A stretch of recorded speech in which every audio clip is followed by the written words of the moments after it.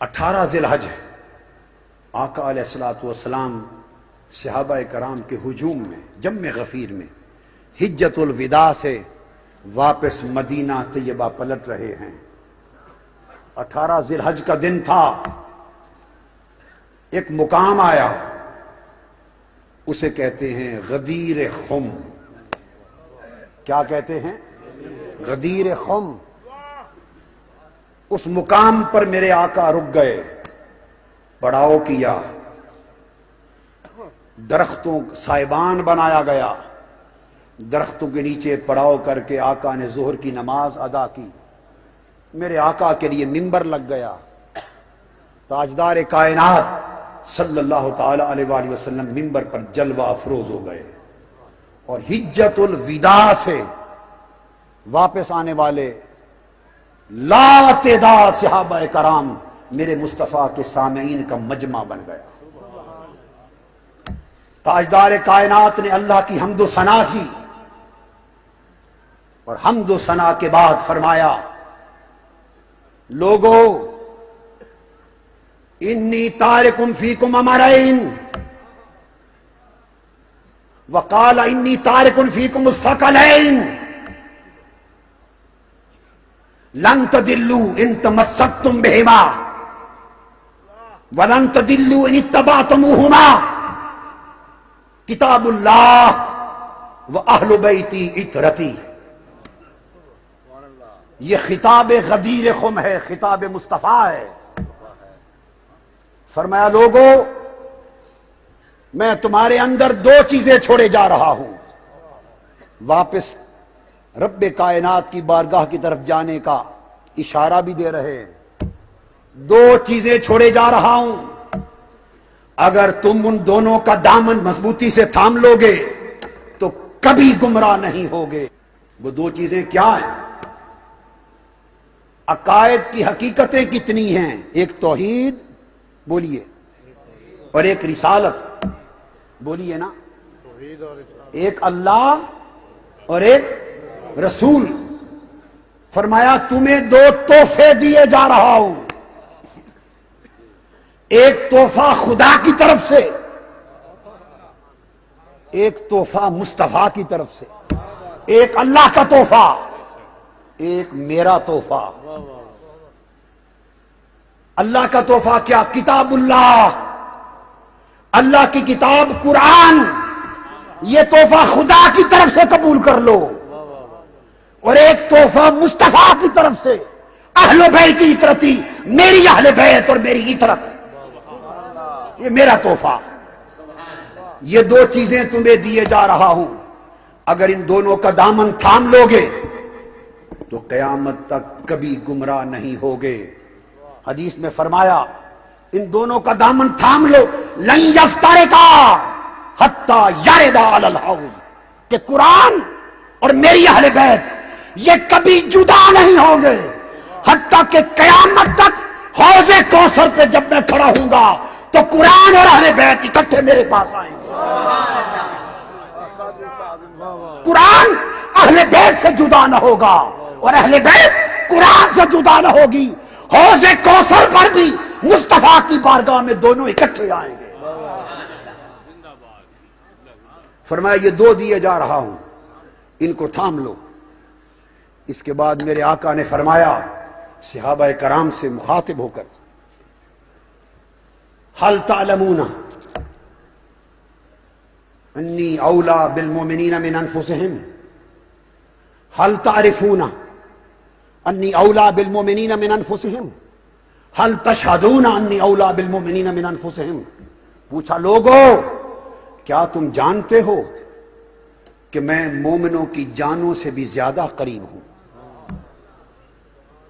صحابہ کرام نے قالوا بلا یا رسول اللہ، حضور حق ہے، آپ ہماری جانوں سے بھی قریب تر۔ کیا تم پہچانتے ہو کہ میں مومنوں تمہاری جانوں کا بھی حاکم ہوں، تمہاری جانوں سے بھی عزیز تر محبوب تر ہوں؟ سب نے کہا قالوا بلا یا رسول اللہ۔ فرمایا لوگوں گواہی دیتے ہو کہ میں تم سب مومنوں کی جانوں کا ولی ہوں؟ کیا؟ اولا، میں تم سب مومنوں کی جانوں کا ولی ہوں۔ گواہی دیتے ہو؟ سب صحابہ کرام نے کہا بلا حق ہے یا رسول اللہ، آپ سب مومنوں کی جانوں کے ولی۔ یہ گواہی دینے کے بعد حدیث پاک کے الفاظ ہیں فَآخَذَ بِيَدِ عَلِيٍّ، آپ نے علی شیر خدا کا ہاتھ پکڑ لیا، اور غدیر خم کی وادی میں ہزارہ صحابہ کے اجتماع میں اپنی ولایت پر گواہی لینے کے بعد علی شیر خدا کو کھڑا کیا اور فرمایا میں تم سب کی جانوں کا ولی۔ انہوں نے کہا بلا یا رسول اللہ۔ فرمایا من کنت مولا ہو فہذا علی مولا۔ فرمایا مومنو میں تم سب کی جانوں کا ولی، میں تم سب کی جانوں کا مولا۔ اور پھر فرمایا سن لو اعلان غدیر خم، جس کا میں مولا ہوں اس کا علی مولا ہے، جس کا میں مولا ہوں اس کا علی مولا ہے۔ علی ولیکم بعدی، علی میرے بعد تمہارا ولی ہے۔ جو مجھے مولا سمجھتا ہے وہ علی کو بھی مولا مان لے، جو مجھے ولی جانتا ہے وہ علی کو ولی جان لے، اور جو علی کو ولی نہیں جانتا وہ مجھے ولی نہیں مانتا، جو علی کو مولا نہیں مانتا وہ مجھے مولا نہیں مانتا۔ یہ کہہ کر میرے آقا نے ہاتھ اٹھا دیے، ہاتھ فضا میں لہرا دیے، عرض کیا اللہم والمن والاہ، اے اللہ جو علی کو ولی مانے تو صرف اسی کا ولی بن۔ ہائے ہائے ہائے،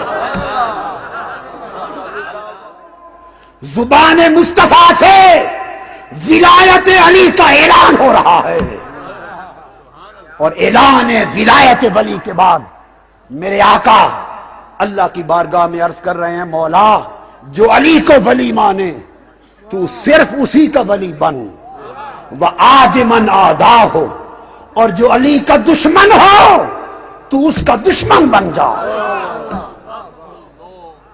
وَانْصُرْ مَنْ نَصَرَهُ، جو علی کی مدد کرے تو بھی اس کی مدد کر، وَاخْذُلْ مَنْ خَذَلَهُ، اور جو علی کے لیے دل کو برا جانے تو بھی اس کو ذلیل کر دے۔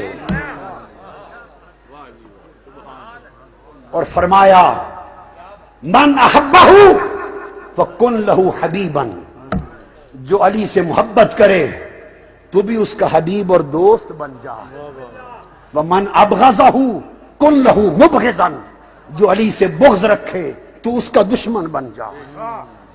اب مجھے ایک بات بتا دو، پیغمبر کی دعا قبول ہوتی ہے یا نہیں؟ بتا دو، سوچ کر جواب دینا، اس سے نتیجہ نکلے گا، سوچ کر بتاؤ۔ پیغمبر کی دعا رد ہوتی ہے؟ نہیں، پیغمبر کی دعا مقبول ہے، مقبول ہے۔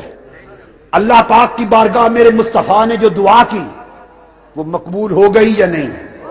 ہو گئی۔ تو دعا کیا تھی کہ باری تعالیٰ جو علی کو ولی مانے تو اس کا ولی بن، سو دعائے مصطفیٰ مقبول ہو گئی۔ اب قیامت تک خدا اس کا ولی ہے جس کا علی ولی ہے، قیامت تک، قیامت تک خدا اس کا ولی ہے، نبی جس کا ولی ہے، اور نبی اس کا ولی ہے، علی جس کا ولی ہے۔ قیامت تک خدا اس کا دشمن ہے جو نبی کا دشمن ہے، اور نبی اس کا دشمن ہے جو علی کا دشمن ہے۔ سو جو علی کا ہے وہی نبی کا ہے، جو نبی کا ہے وہی خدا کا ہے۔ میرے آقا نے فرمایا حدیث، اللہم انت مولاي وانا مولا کل مؤمن ومن کنت مولاه علی المولا، اللہ میرا مولا، میں ہر مومن کا مولا، اور جس کا میں مولا علی اس کا مولا۔ اعلان ولایت علی ہو گیا، علی ولایت کا سمندر بن گئے۔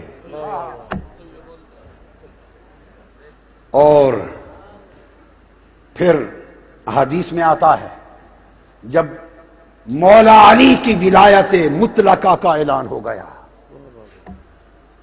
تو سیدنا فاروق اعظم رضی اللہ تعالی عنہ اٹھے، جنگ والو سن لو دھیان سے، اور سیدنا صدیق اکبر رضی اللہ تعالی عنہ اٹھے، دونوں جلیل القدر صحابہ خلفائے راشدین سیدنا صدیق اکبر اور سیدنا فاروق اعظم رضی اللہ تعالی عنہما دونوں اٹھے اور مولا علی شیر خدا کے پاس گئے اور کہنے لگے بخ بخ لکا یا علی ابن ابی طالب، ہنی اللہ کا یا علی ابن ابی طالب، اصبحت وامسیت مولایا و مولا کل مؤمن و مؤمنۃ۔ سیدنا فاروق اعظم اور سیدنا صدیق اکبر نے کہا اے علی ابن ابی طالب تجھے مبارک ہو مبارک ہو مبارک ہو، تیری صبح و شام پہ ولایت لکھی گئی۔ فرمایا علی مبارک ہو تجھے۔ فرمایا حضرت فاروق اعظم نے خدا کی قسم آج کے بعد علی تو میرا بھی مولا ہے اور ہر مومن کا مولا ہے۔ نعرہ لگاؤ۔ خلافت راشدہ بتا رہا ہوں، ارے خلافت راشدہ کو ماننے والوں، کیا خلافت راشدہ کو مانتے ہیں یا نہیں؟ بولیے۔ ارے صدیق و عمر کو ماننے والوں، صدیق و عمر کو ماننے والوں، صدیق کو صدیق اکبر ماننے والوں رضی اللہ تعالی عنہ، فاروق کو فاروق اعظم رضی اللہ تعالی عنہ ماننے والوں، عقیدہ بتا رہا ہوں صدیق اکبر کا عقیدہ کیا ہے، فاروق اعظم کا عقیدہ کیا ہے۔ فاروق اعظم کا عقیدہ یہ ہے، فرماتے ہیں خدا کی قسم علی انت مولایا و مولا کل مومن، آج کے بعد آپ ہمارے بھی مولا اور ہر مومن کے مولا۔ سو علی عمر کے بھی مولا ہیں، علی حضرت ابو بکر کے بھی مولا ہیں، حضرت عثمان کے مولا ہیں۔ ارے علی مصطفیٰ نے علی کو ساری کائنات کا مولا بنا دیا۔ علی تو مولا کائنات ہے، علی تو مولا کائنات ہے۔